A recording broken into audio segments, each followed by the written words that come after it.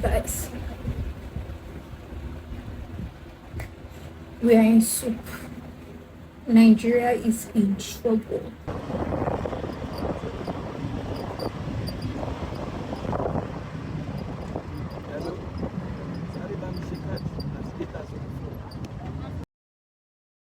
Today is the first day that the I don't even know what the media is going to term this as, but fuel prices have skyrocketed. Currently, fuel is between 850 naira to 1,000 naira or 1,001 naira if you get unlucky, and nobody is playing. And by nobody is playing, I mean nobody. Public transport drivers are playing.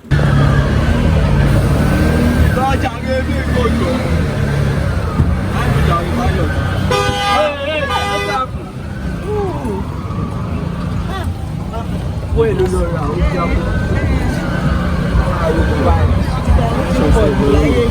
swear,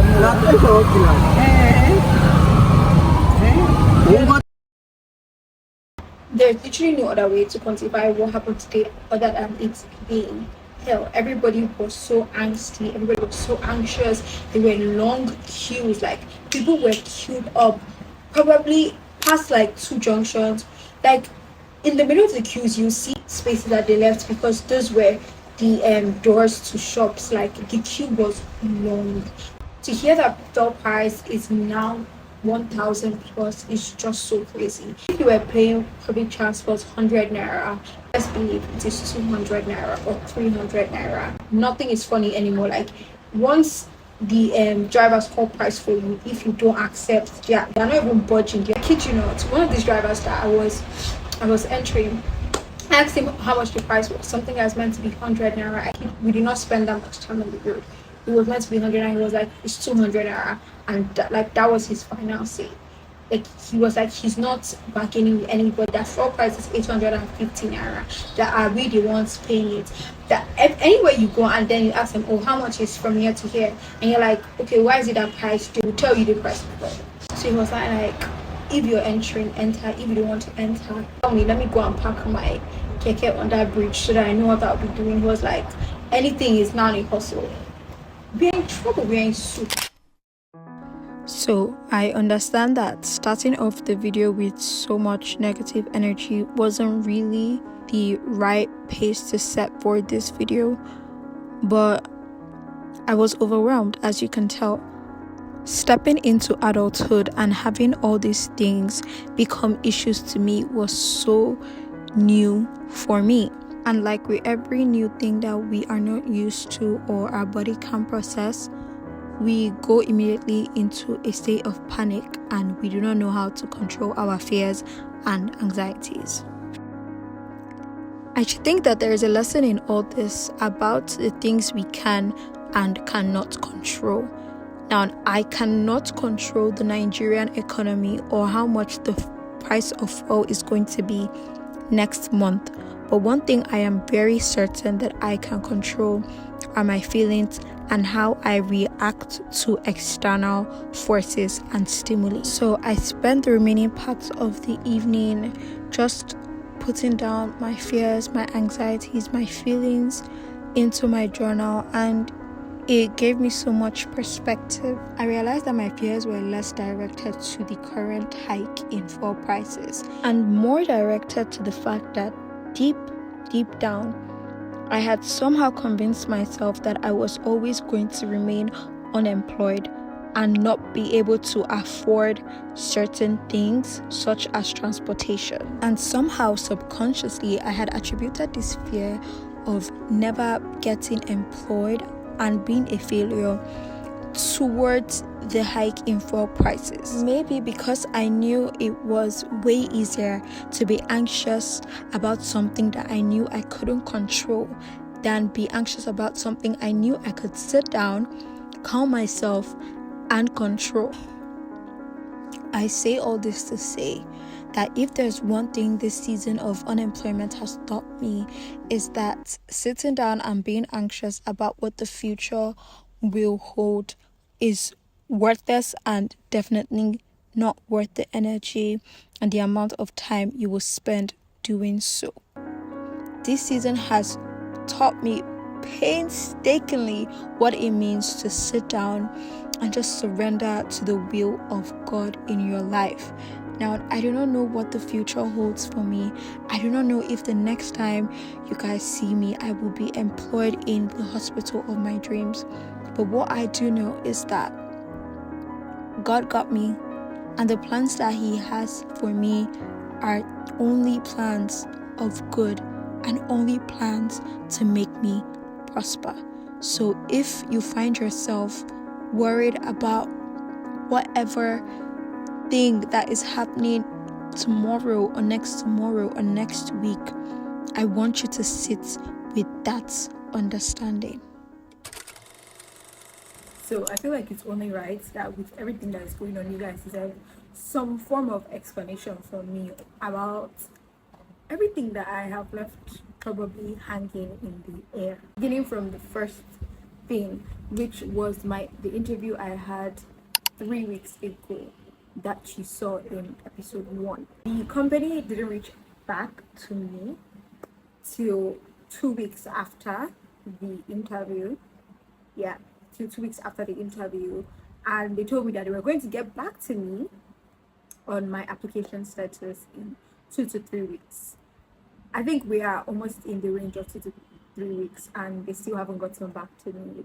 Then the second interview that I had a few days ago, such a lovely company. I didn't even debrief you guys, but it was kind of like an informal interview, and the person that interviewed me was quite nice. It was all a nice experience, but they were really ready to have me. They were like definitely wanted me on their team.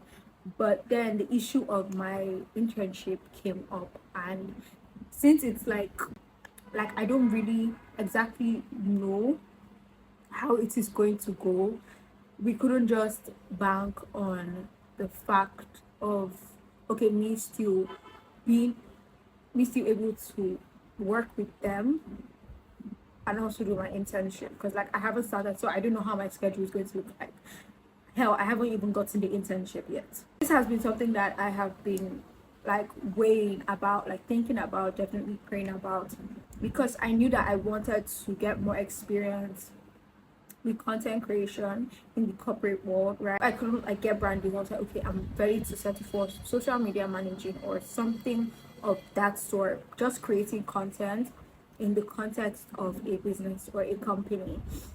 And I was like, okay, I want to do that. I definitely want to improve my horizon in content creation, but I also have my internship. So I did think about dropping my internship, doing the content creation gigs, seeing how long they last me, and then carrying my internship up from wherever I stopped. I definitely was praying about it. I was asking God to show me what He wants me to do, essentially.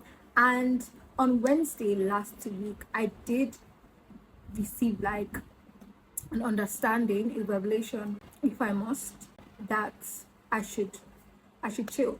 I should chill with the content creation, put a pause on it. Well, not content creation, commercial content creation, if that makes sense. Just making content as my job, not what we do here. No, I'm never leaving y'all. Yeah, I did receive that understanding that it would be in my best interest. Was it on Wednesday? No, it was on Saturday. Yeah, on Saturday. That's when this happened. It's like a breath of fresh air when I realized that, I really, really do want to do this nursing thing, and I want to see how much I can just soak in during this year of internship before I actually go for NYSC, start working, start looking for jobs outside of the country if NMCN will allow me. I have then decided that I'm going to put a pause to my commercial content creation endeavors and focus solely on getting an internship for the next year. As you guys saw in the last clips, I have been able to apply at 2 different hospitals, my first and second choice. So I'm really crossing my fingers. I'm really, really hoping that one of them picks me. I think I'm going to apply in more. I'm not sure. It would definitely be the smart thing to apply for more hospitals, but things are just crazy. The level of my anxiety just skyrocketed ever since I started using public transport in Lagos, and I'm just like, I don't want to do that. I don't care to do that again. Like, I definitely do not care to go outside and struggle for my life. I'm going to also pray to God about this, see what happens, and see if I can get into applying at other hospitals, and hopefully one of them will pick me and it will be my dream internship destination. So far, I like the two hospitals that I applied to, and I really wish I get one of them. Like, honestly, this might be so superficial, but I'm just a girl, but they are both so beautiful. Like I haven't seen the words per se, but like the outlook of it just looks so fine, and I'm just like, I want my work here. I want my work in here at all. Another thing I have to bring you up to speed with. Oh, and that company that the company that I had a nice interview with last week, because they told me that they were going to get back to me this week, and somebody was telling me maybe I should just text them that, oh, I'm no more interested. But like, I was like, oh god, to start thinking about how to script an email for that. And you know how when you have to write emails, you have to suddenly become 50 years old and know so much linguistics. So I was like, oh, let me just chill. So I was like, what am I going to do? You now say, okay, get ready to take a try with me. Like, what that's even a more complicated email to draft. But I was like, let me just chill. And they emailed me, and they said no, that like they can't take me, that they were going to use somebody else, but like they are definitely going to keep me in mind.